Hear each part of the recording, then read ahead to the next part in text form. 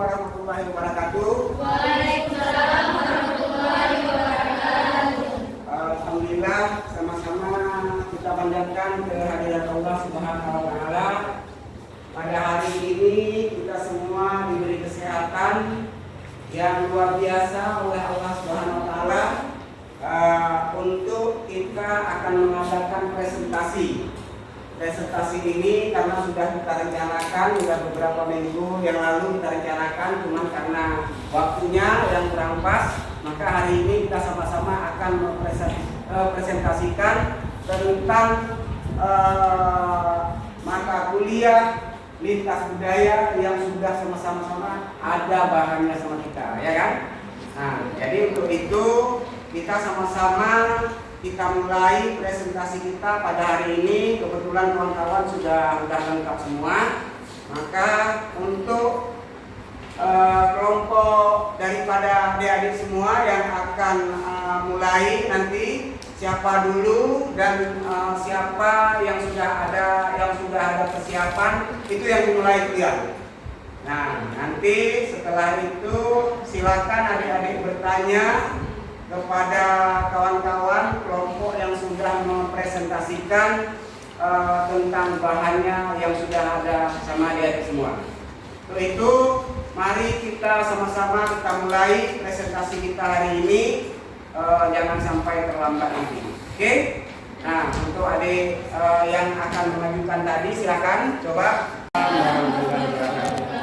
Saya dari kelompok 4 yang bernama Arif Haryana ingin mengajukan pertanyaan ke kelompok 5. Dengan pertanyaannya, menurut Anda, budaya apa yang tercipta ketika musyawarah dilakukan sebelum acara maulid dilaksanakan?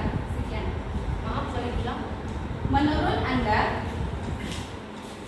budaya apa yang tercipta ketika musyawarah dilakukan sebelum acara maulid dilaksanakan?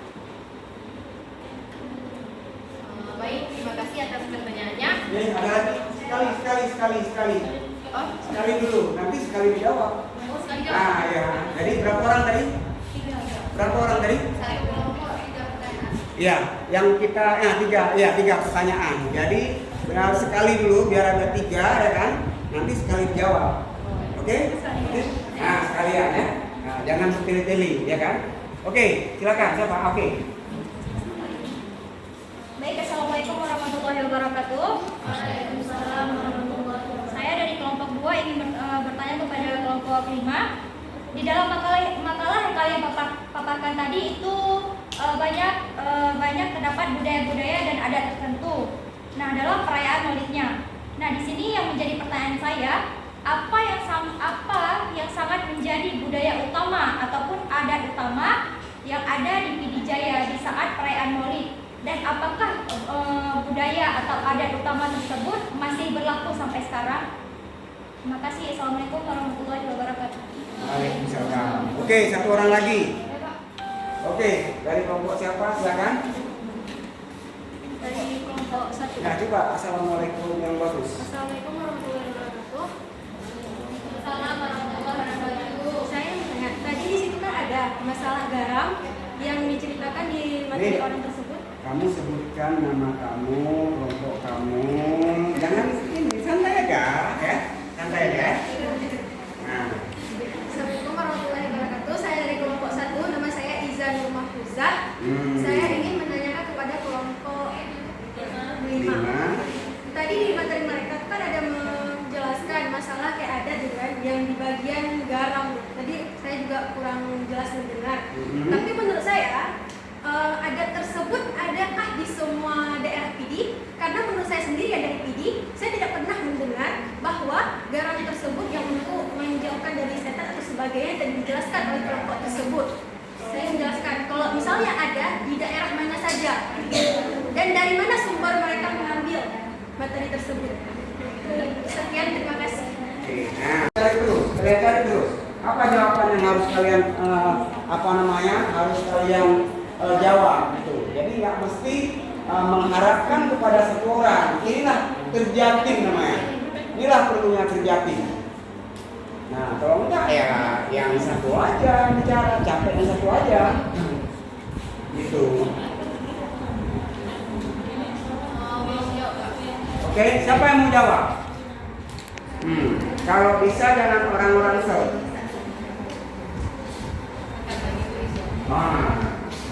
Oke, Pak. Baik, kami dari kelompok 5 ingin menjawab pertanyaan dari Kalika. Pertanyaannya, budaya apa yang tercipta ketika musyawarah dilakukan sebelum acara maulid?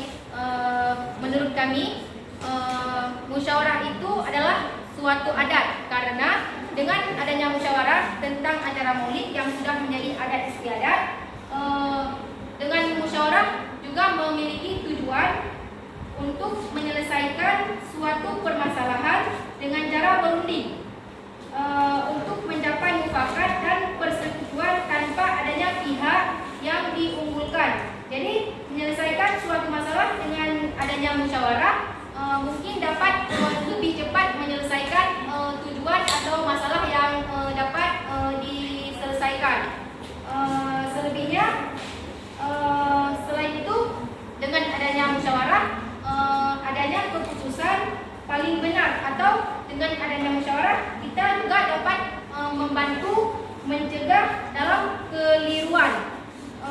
Seperti yang dijelaskan, dengan adanya musyawarah dapat terciptanya dan dapat membantu yang melakukan rapat untuk acara maulid dari berbagai sudut pandang. Dengan begitu, keputusan yang diambil akan disesuaikan kebutuhan semua orang atau semua anggota kelompok dalam musyawarah. Sekian jawaban dari kami, mungkin dapat diterima. Instruksi, Pak. Ya, silakan. Menurut apa yang sudah dijelaskan oleh Ananda Amalia Putri, mungkin tidak masuk ke dalam pikiran saya, karena yang saya tanyakan itu adalah budaya apa yang tercipta ketika musyawarah itu dilakukan. Jadi bukan manfaat dari musyawarah itu ataupun tujuan dari musyawarah itu, tetapi budaya apa ketika kita bermusyawarah itu, budaya apa yang tercipta di situ. Ya, nggak nyambung maksudnya. Iya, nggak nyambung. Oke, ada yang mau menambahkan kira-kira seperti apa mau ditanyakan? Yang pertama dari kelompok yang bersangkutan dulu, silakan. Ataupun dari kelompok yang lain, ini tujuannya yang seperti yang saya bilang tadi. Jangan berpangku kita pada satu orang. Harus yang lain juga kita sama-sama memikirkan sehingga yang lain juga bisa merasakan bagaimana. Nah, barusan dibilang nggak nyambung, mungkin kurang tepat ya. Jadi makanya coba adik-adik mungkin ada yang ingin menambahkan. Silakan.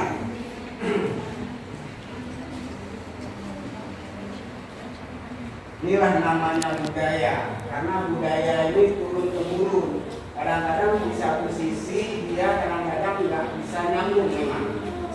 Nah, kenapa nggak bisa nyambung? Mungkin karena ada sudah bertukar-tukar, ya kan? Nah, sudah bertukar-tukar dari dulu sampai sekarang. Kalau dulu kan lain ya, zaman orang-orang kecil kami sama Pak Al misalnya kan lain. Tapi mungkin budaya itu juga, cuma diperbarui kadang-kadang, ya kan? Nah, silakan. Kita akan menambah. Iya, silakan tambahkan, silakan. Jadi budaya apa yang tercipta? Bagi kami dengan melaksanakan musyawarah maka akan terciptanya budaya seperti kita dapat menghargai pendapat dari orang lain. Yeah. Yang kedua di sini ada mentaati peraturan dalam musyawarah yang telah ditentukan. Kita dapat mentaati peraturan yang mungkin sudah ditetapkan dalam musyawarah. Yang ketiga di sini ada mentaati peraturan yang sudah ditentukan. Yang keempat, kita harus sama-sama menghargai satu suara atau lebih dari satu suara untuk memiliki, maaf Pak, boleh diulang. Yang keempat, dengan adanya musyawarah kita dapat menghargai suara yang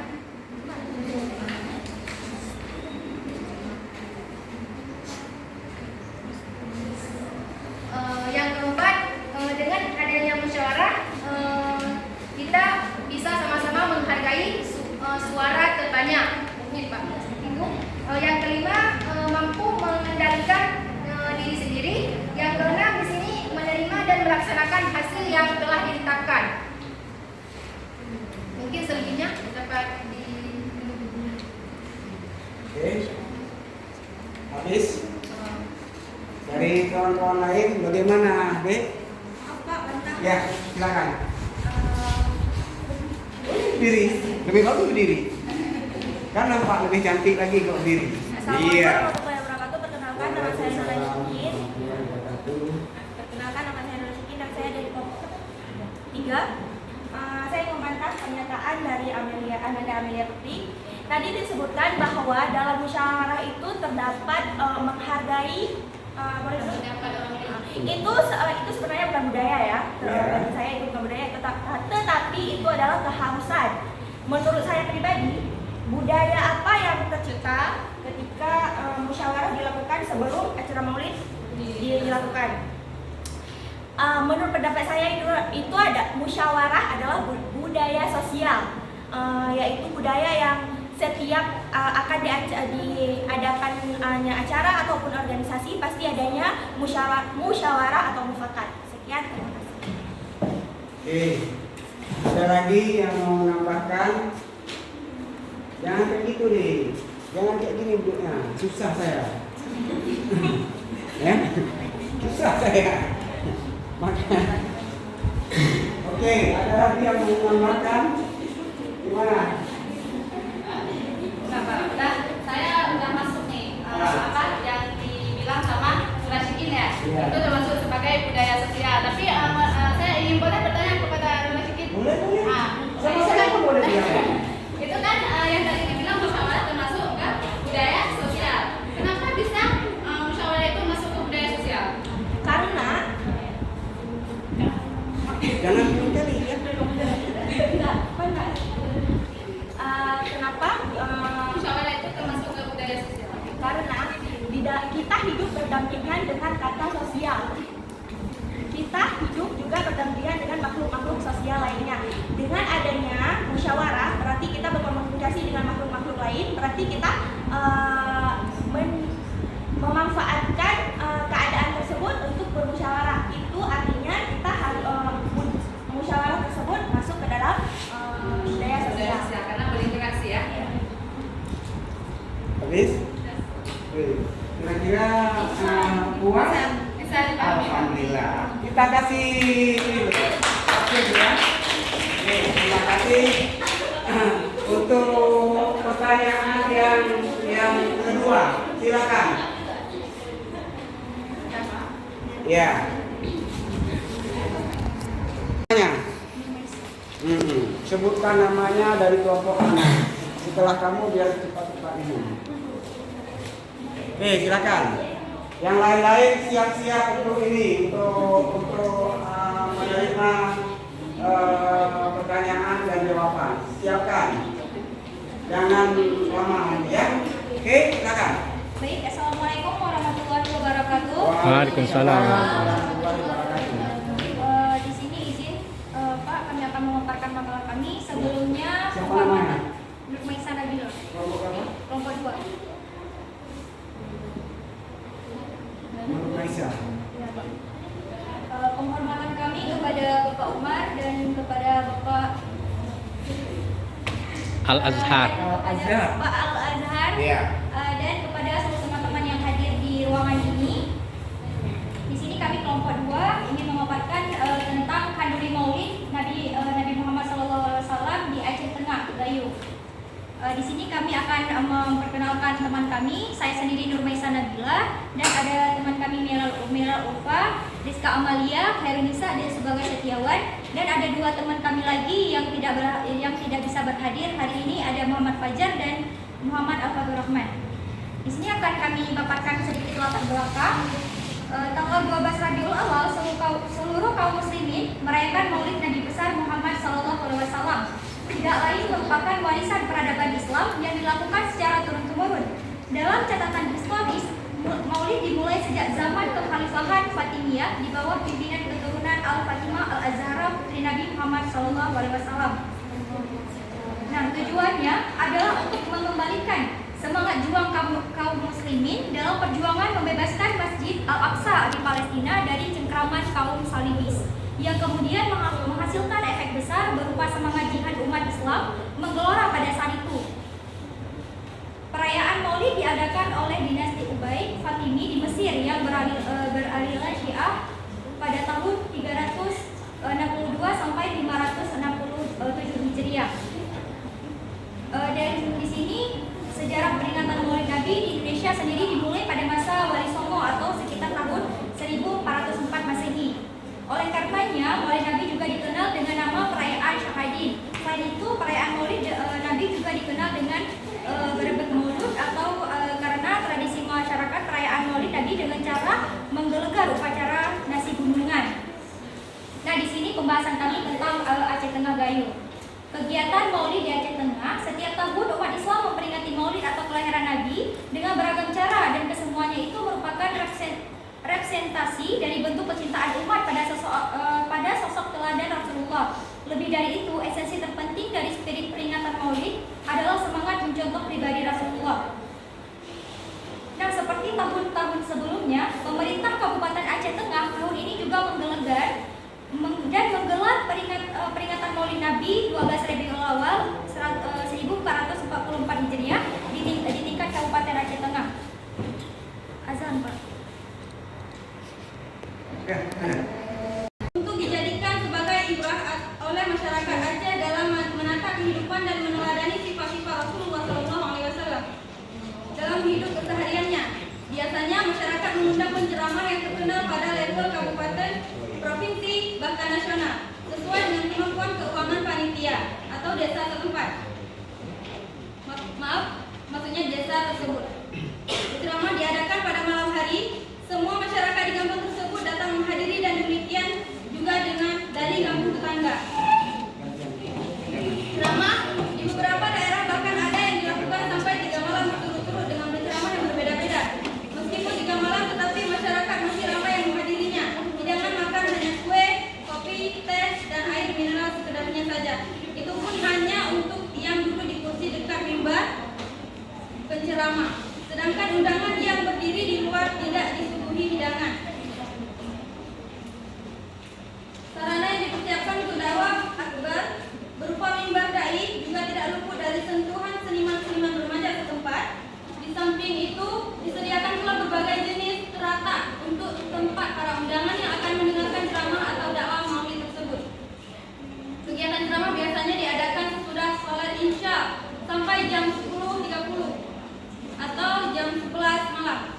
Sebelum ceramah dimulai dengan pembacaan ayat Al-Quran yang dibacakan oleh qari atau qariah tingkat kabupaten atau provinsi bahkan nasional dan internasional. Kemudian diikuti sambutan pejabat setempat, keci atau kepala desa, camat, bupati atau yang hadir pada saat itu. Materi ceramah berisi tentang sejarah dan peran Rasulullah SAW. Terkadang dikaitkan dengan isu-isu masalah masyarakat yang sedang berkembang pada saat itu. Penutup, kami simpulkan, tradisi maulid di berbagai daerah Aceh tidaklah jauh berbeda dengan tradisi daerah lainnya. Tradisi maulid di berbagai daerah Aceh Temian tidaklah jauh berbeda dengan tradisi daerah lainnya. Tradisi maulid diadakan setiap tahun sekali dan bertepatan pada 12 Rabiul Awal dan penanggalan Hijriah. Dalam penanggalan Hijriah, syariat Islam di Aceh telah berlaku di Aceh sejak sebelum kemerdekaan Republik Indonesia. Sekian dari presentasi kami, itu informasi yang kami dapat. Apakah ada pertanyaan dari teman-teman? Ada. Memperingati acara Maulid atau beberapa daerah saja, contohnya daerah mana?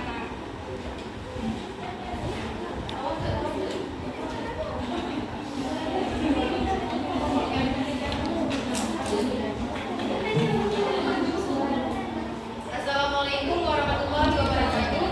Kabudah Amel. Kami dari kelompok 5 ingin bertanya kepada kelompok 3. Coba berdiri. Nah, biar sama-sama nampak. Assalamualaikum warahmatullahi wabarakatuh.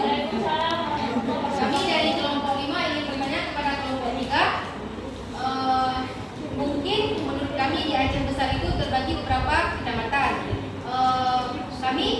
Pertanyaan dari kami mungkin tentang perbedaan konjori maulid yang terdapat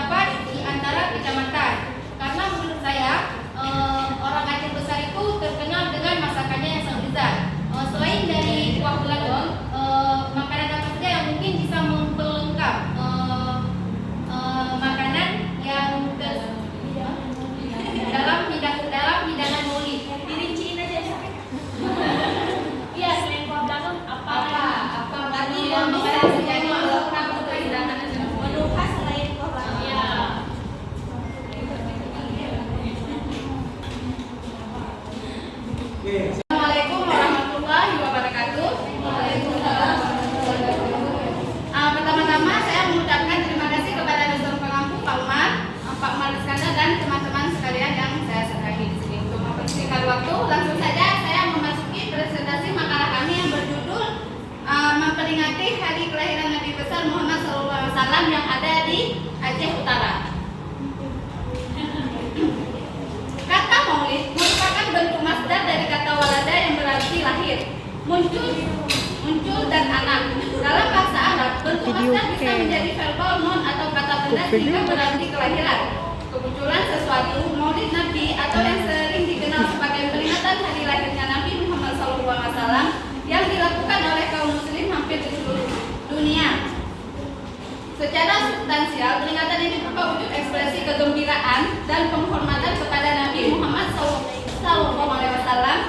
Seiring dengan perjalanan waktu, peringatan Maulid Nabi hampir menyamai peringatan hari-hari besar Islam lainnya, seperti Hari Raya Idul Fitri dan Idul Adha.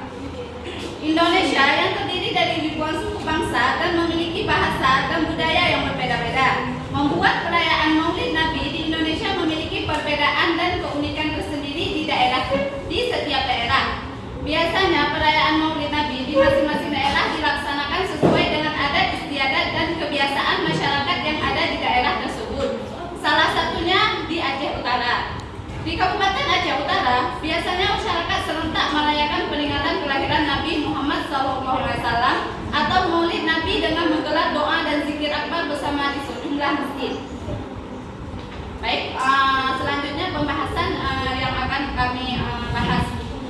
Rapat atau musyawarah persiapan Maulid di Aceh Utara, tepatnya di salah satu desa yang kami ambil yang bernama Desa Tanah Pasir. Di sana rapat atau musyawarah biasanya dilaksanakan jauh-jauh hari sebelum acara Maulid dilaksanakan ke depan. Rapat atau musyawarah di Desa Tanah Pasir ini membahas beberapa hal penting tentang mekanisme yang akan dijalankan untuk mensukseskan acara yang akan dilaksanakan. Rapat tersebut dihadiri oleh perangkat desa, kepala desa, wakil kepala desa, sekretaris, bendahara, harapan, ketua pemuda dan anggota-anggota perangkat desa lainnya, dan juga sebagian masyarakat Aceh Utara. Beberapa hal penting yang dibahas adalah: 1. Pembentukan panitia acara, baik itu panitia inti maupun anggota-anggota yang bergabung.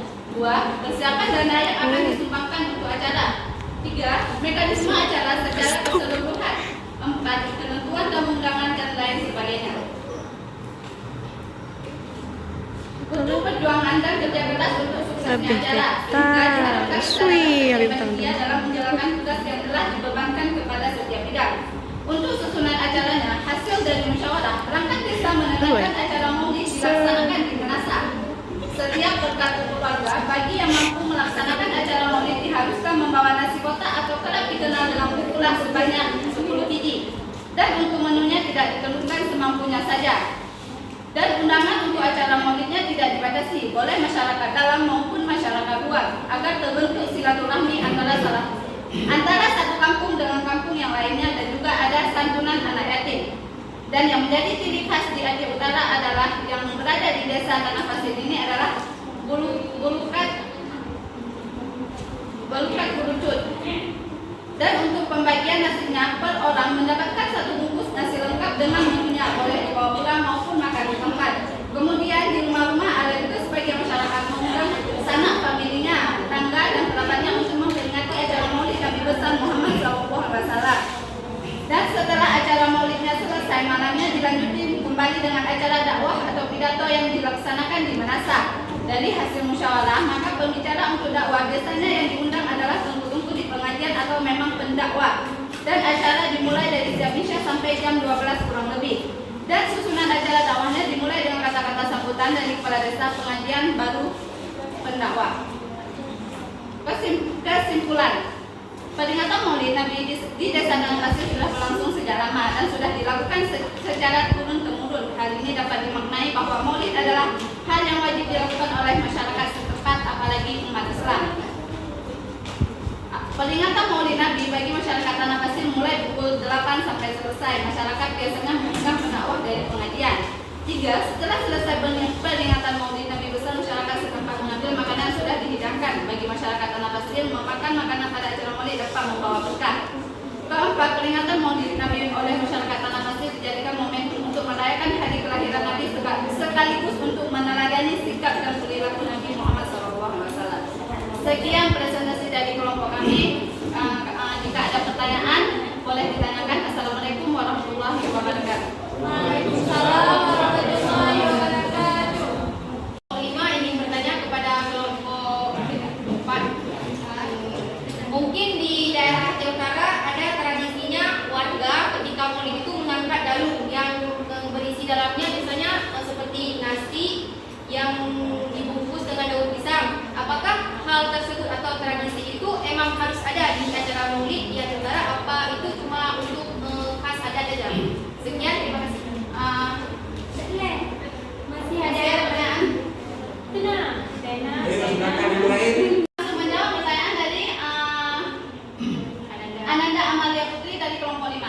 Jadi dengan pertanyaan tadi mengangkat dalam yang berisikan nasi. Dalam yang berisikan nasi itu apakah masih menjadi khas di Aceh Utara? Yang kami ketahui bahwa di Aceh Utara itu mungkin masih ada sebagian daerah-daerah yang masih mengangkat dalu yang berisikan nasi itu, tetapi di daerah yang kami sebutkan tadi yang ada di dalam makalah yang kami sebutkan itu kami tidak menyebutkan bahwa ada dalu yang berisikan bubula itu, karena di daerah kami hanya ada bulukat yang seperti kerucut yang berisikan bulukat warna kuning yang berisikan kelapa garut yang digoseng. Jadi untuk mungkin di sebagian daerah di Aceh Utara mungkin masih ada tradisi yang mengangkat dalu yang berisikan nasi. Tapi di daerah yang kami sebutkan tidak ada, Pak. Terima kasih. Pak, bisa diterima? Apakah perayaan maulid itu ibadah yang harus dilakukan atau dirayakan atau tradisi gitu ya? Di sini saya Dengarkan Sarah. tradisi ini yaitu kebiasaan. Nah, tradisi ini adalah kebiasaan dari setiap daerah.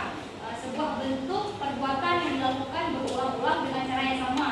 Kebiasaan yang diulang-ulang ini dilakukan secara terus-menerus karena dinilai bermanfaat bagi sekelompok orang. Nah, sehingga sekelompok orang itu bisa melestarikannya. Dan mengapa bisa dijadikan tradisi? Karena kita menghargai dan menghormati Nabi Muhammad SAW. Dia telah membawa kita ini ke jalan yang benar. Nah, di sini warisan peradaban Islam saja dilakukan itu secara turun-temurun gitu. Di tujuannya itu untuk mengembalikan semangat juang kaum muslimin dalam perjuangan membebaskan dari kaum salimis yang kemudian menghasilkan efek besar berupa semangat jihad umat Islam menggelora pada saat itu. Nah,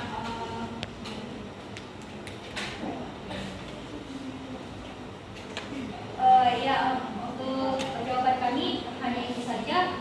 Yang kesimpulannya itu menjadi tradisi dan menghormati Nabi kita Muhammad SAW.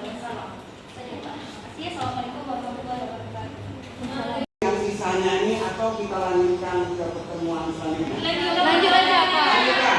Oke. Lanjut ke waktunya. Oke. Silakan. Benar, Pak. Ya. Ya. Langsung, Pak. Iya. Assalamualaikum warahmatullahi wabarakatuh. Waalaikumsalam. Saya akan mewakili teman saya untuk menjawab pertanyaan dari kelompok 4. Tadi pertanyaannya ciri khas yang dari Aceh Temin. Dari menurut informasi yang kami dapat, mungkin informasinya sangat minim karena informasinya tidak banyak dari Google. Memang kalau dicari dari Google tidak ada, susah kalau cari informasinya. Jadi kami cari di informasi yang dari Aceh Temin. Jadi informasi yang kami dapat untuk ciri khas tertentu memang tidak ada, tapi ada sedikit yang seperti begini. Mereka nggak makan di situ dulu, baru dibawa pulang. Tapi memang langsung pas pembagian makanannya antrian, terus udah diambil pas ngantri tersebut udah ngambil makanannya, boleh makan di situ atau langsung bawa pulang. Jadi nggak kayak kita di Idam dulu nggak ada gitu. Itu informasi yang kami dapat. Cuman dari kelompok dari daerah-daerah lain mungkin nggak tahu. Sekian. Terima kasih.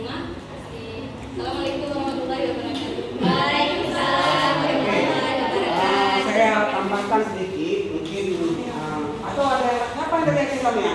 Nggak ada Pak. Jadi kamu informasi dari mana? Nah gini kita ya Pak. Nah,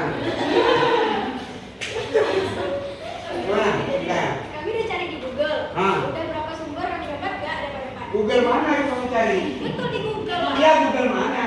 Kalau di HP Pak. Biar jelas dia. Kalau nggak ada di Google kan ada di YouTube. Nah, kalau nggak kan ditanya sama Pak Umar. Masalahnya nggak kepikiran sebenarnya. Nah, itulah pikiran kamu nggak lengkap tuh. Tapi Pak kan, nanti kalau bisa punya ada di internet. Oke, Nah, silakan. saya dari jadi ambil jalan pintas langsung saya ke kawan. Jangan sekali kamu menjalan kita, ya. Fokus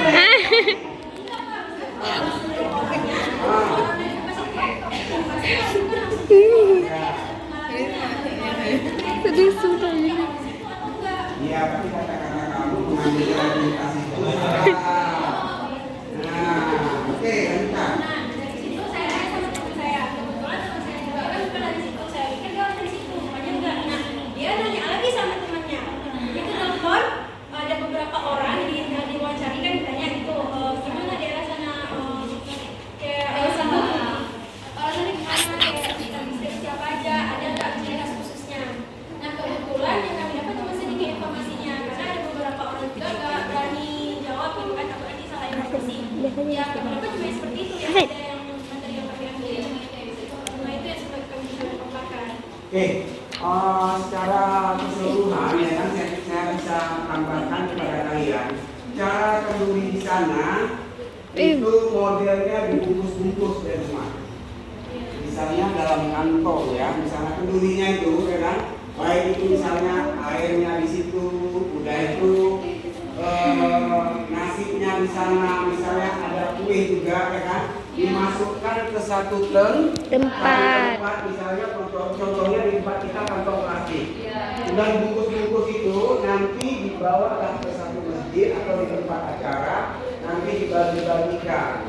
Dibagi-bagikan itu ketika kita mau kita makan di sana boleh juga, tapi pada umumnya di sana diambil itu dan dibawa pulang. Dan nanti kalau misalnya ada acara-acara yang lain seperti dakwah nanti malamnya diadakan atau sorenya. Kalau misalnya pagi dimulai itu mungkin setengah hari sore dibuat acara-acara lainnya. Ini ya. Makanya saya bilang tanya sama Oma, jangan tanya sama Google. Oke. Nah, ya itu yang tahu saya karena kenapa? Karena mama saya orang Aceh Tamiang. Makanya saya tahu. Oke? Ya. Oke. Untuk selanjutnya siapa lagi?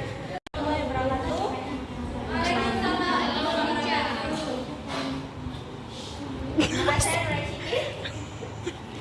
Saya dari kelompok 3 ini menjawab pertanyaan dari Ananda Amelia Putri. Kita dengarkan adik-adik semua. Pertanyaannya adalah makanan khas apa yang disajikan di Maulid Aceh Besar selain kuah belangong?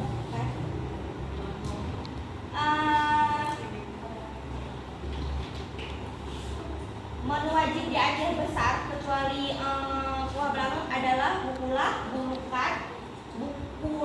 bulukan atau daging rebus, atau dalam bahasa Acehnya si rebus.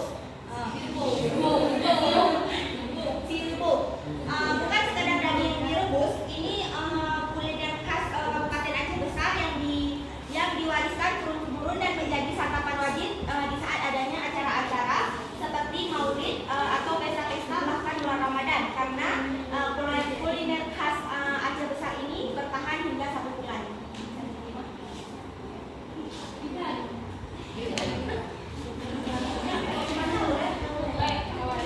Jet ajuhai. Selanjutnya saya akan menjawab pertanyaan dari Liana. Pertanyaannya, apakah setiap daerah di Aceh Besar harus memasak kuah belangong untuk memperingati acara Maulid atau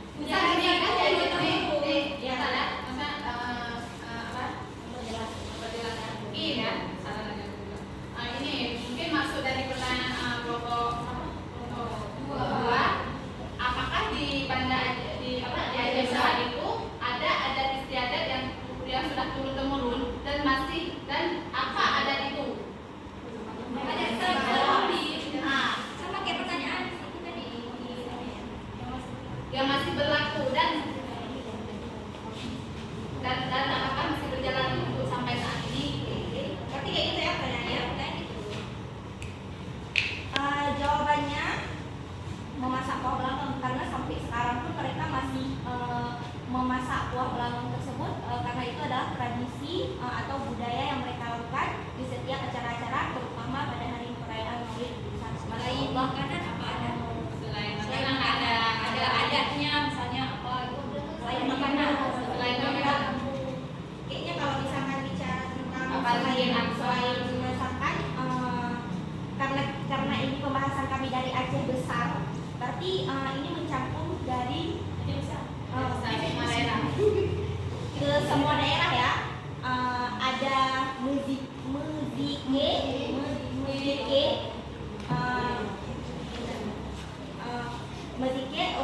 duduk berbaris, saling berhadapan, saling duduk bersila dan memakai baju koko. Kadang-kadang mereka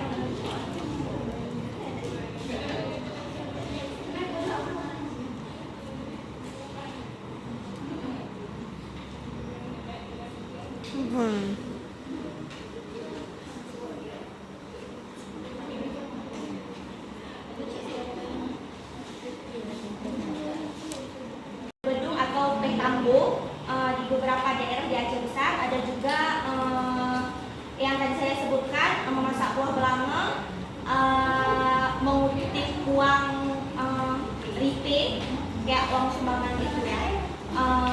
Terus juga musike. Bisa diterima? Semua hari ini kita sudah melaksanakan presentasi dari kelompok 1 sampai kelompok 5, yaitu judulnya lintas budaya menyangkut dengan tradisi Maulid Nabi di berbagai daerah di Aceh, ya kan? Sudah saya nilai bahwasanya alhamdulillah kalian sudah bisa sedikit walaupun belum sempurna, tapi yang jelas kalian harus masih banyak lagi belajar, ya kan? Tapi nggak apa-apa, mudah-mudahan nanti ke depan kalian akan lebih baik lagi daripada hari ini maksudnya.